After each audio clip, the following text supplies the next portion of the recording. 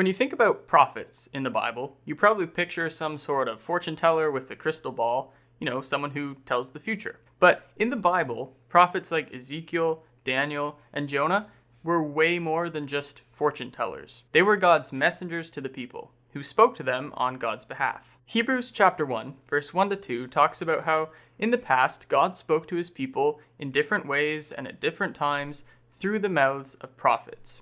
Now, sometimes that included telling the future, but more often it involved telling the people, leaders, and kings that they had failed to live up to their role in the nation. Prophets often lived very difficult lives because people don't like to hear that the way they're living is wrong. They were often hated, punished, and rejected for telling the people the things that God had asked them to.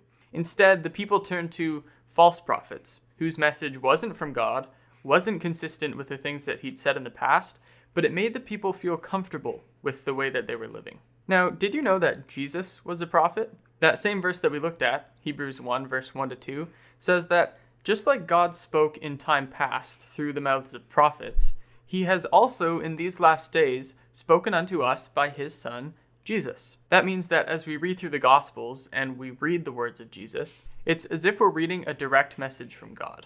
As such, it's up to us to decide whether or not we want to listen. We can be like the people in the nation who despised and rejected him because of his difficult words, or we can listen closely and carefully and respond to the things that God has asked us to do.